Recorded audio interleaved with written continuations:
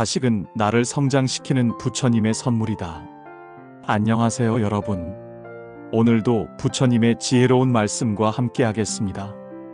여러분께 묻겠습니다. 부모에게 자식은 무엇입니까?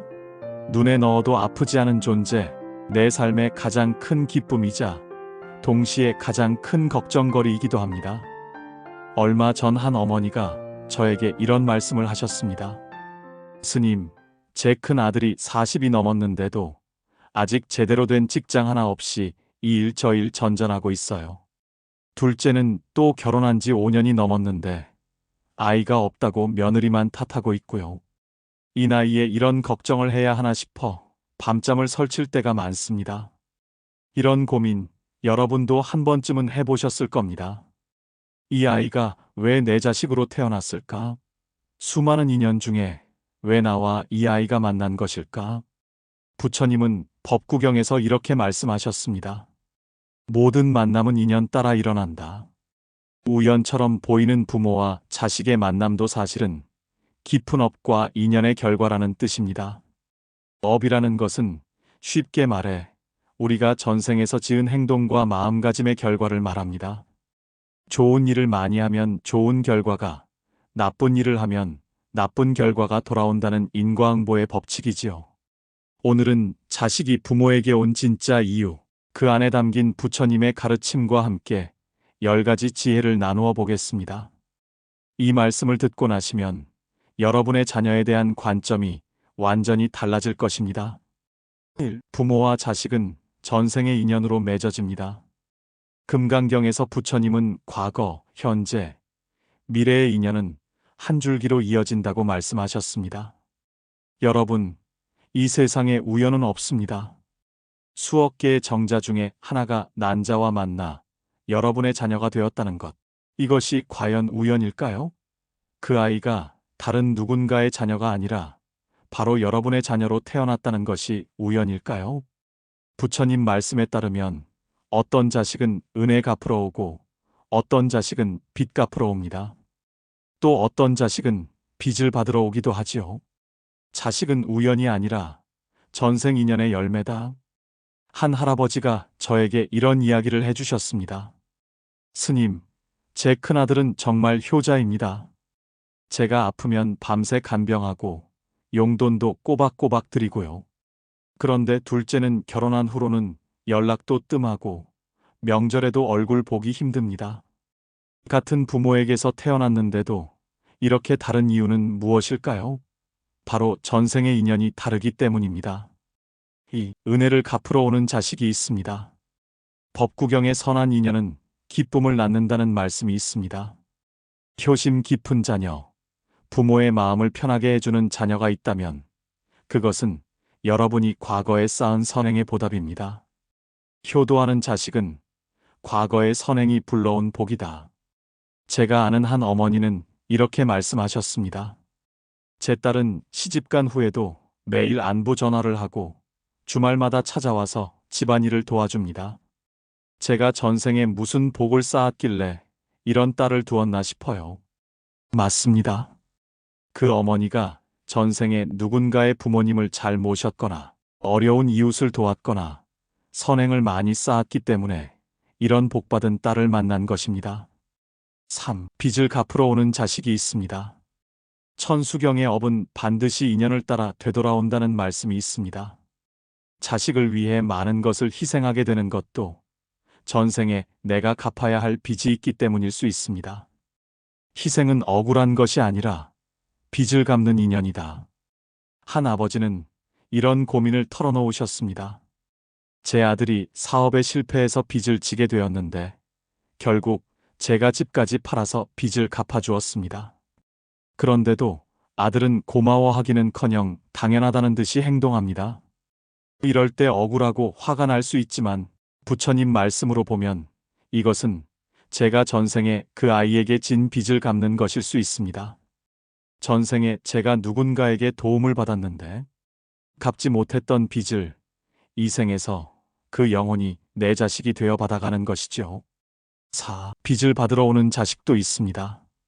법구경의 탐욕과 원망은 괴로움의 뿌리다라는 말씀이 있습니다. 부모의 마음을 힘들게 하거나 끊임없이 문제를 일으키는 자식도 있습니다.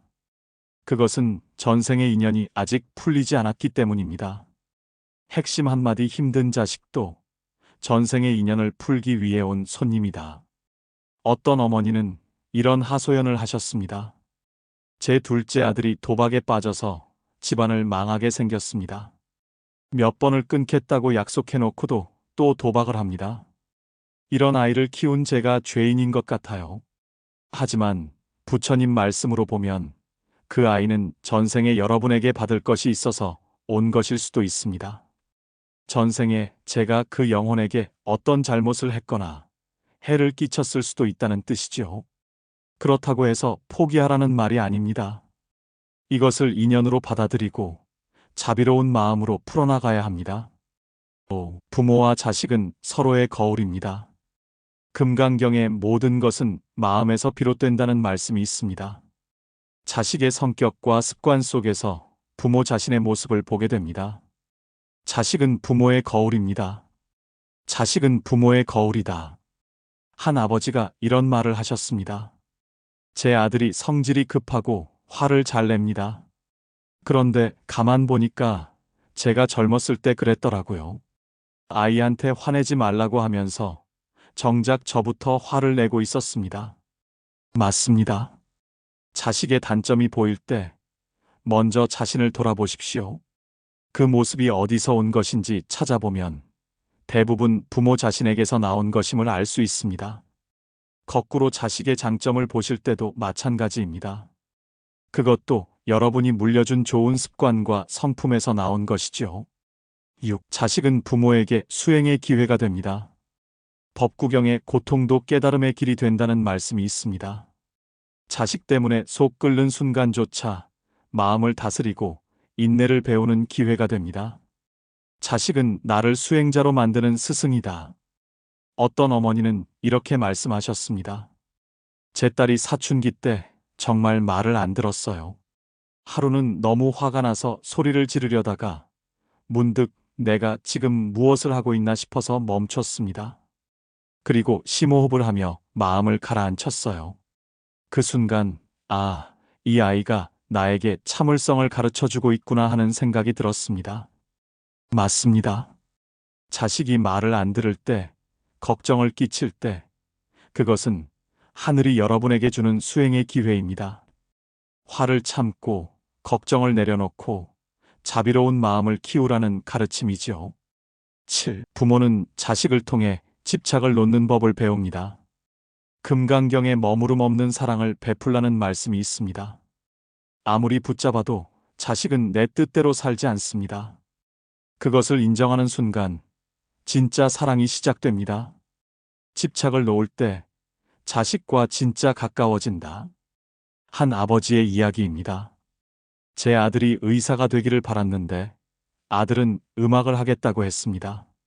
처음에는 반대했지만 결국 아들의 뜻을 존중해 주었어요. 지금 아들은 음악 선생님이 되어 행복하게 살고 있고 저와의 관계도 더 좋아졌습니다. 부모의 욕심과 집착을 놓을 때 자식도 더 편안해하고 부모와 더 가까워집니다.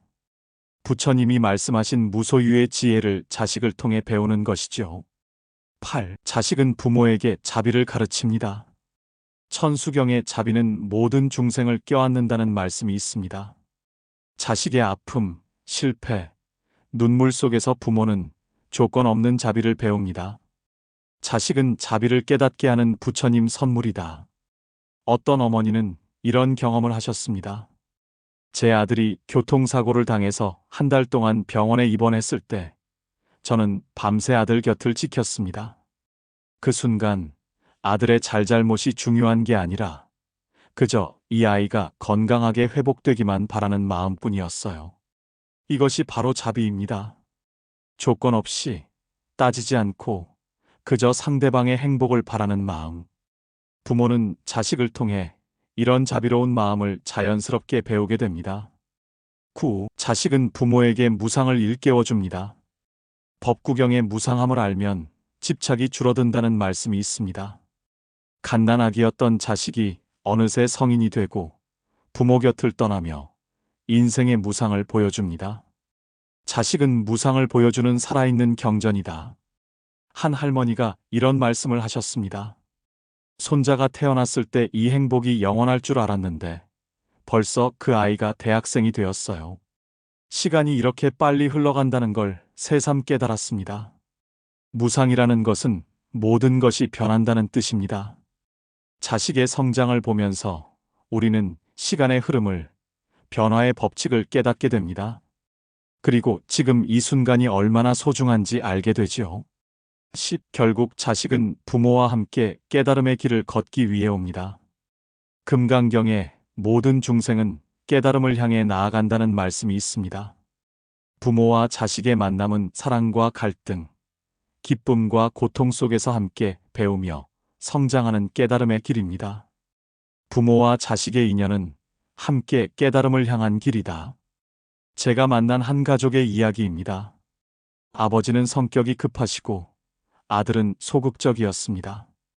둘은 자주 부딪혔지만 세월이 지나면서 아버지는 아들을 통해 차분함을 배웠고 아들은 아버지를 통해 적극성을 배웠습니다. 지금은 서로를 이해하며 가장 좋은 친구가 되었습니다. 이것이 바로 인연의 힘입니다. 서로 다른 성격과 성향을 가진 부모와 자식이 만나서 갈등을 통해 배우고 사랑을 통해 성장하며 함께 깨달음의 길을 걷는 것이죠. 깨달음의 종합적 전달. 사랑하는 여러분, 지금까지 자식이 부모에게 온 진짜 이유에 대해 부처님의 말씀과 함께 살펴보았습니다. 정리해보면 이렇습니다. 자식은 우연히 내 곁에 온 존재가 아닙니다. 은혜 갚으러, 빚 갚으러, 또는 빚 받으러 오기도 하지만 결국은 모두 내 삶을 성장시키고 깨달음을 주기 위해 온 인연입니다. 부처님 말씀처럼 모든 인연은 업을 따라 맺어지고 그 업은 자비로 풀어낼 수 있습니다. 혹시 지금 자식 때문에 고민이 많으신가요? 효도를 안 한다고, 말을 안 듣는다고, 걱정을 끼친다고 속상하신가요? 오늘부터는 자식을 원망하기보다 이 아이가 나에게 온 이유는 무엇일까? 내가 이 인연을 어떻게 자비로 풀 수 있을까? 스스로에게 물어보십시오. 자식이 말을 안 들 때는 이 아이가 나에게 인내를 가르쳐 주고 있구나 생각하십시오. 자식이 걱정을 끼칠 때는 이 아이를 통해 내가 집착을 놓는 법을 배우는구나 생각하십시오. 자식이 아프거나 힘들어할 때는 이 아이를 통해 내가 자비로운 마음을 키우는구나 생각하십시오. 이렇게 관점을 바꾸면 자식과의 관계가 완전히 달라집니다. 더 이상 서로를 원망하지 않게 되고 진정한 사랑으로 만날 수 있게 됩니다. 기억하십시오. 자식은 나를 성장시키는 부처님의 선물이다. 부처님도 이런 말씀을 하셨습니다. 원수도 스승이 될 수 있거늘 하물며 자식이겠는가. 설사 힘든 자식이라 할지라도 그 아이를 통해 배우고 깨달을 것이 반드시 있다는 뜻입니다.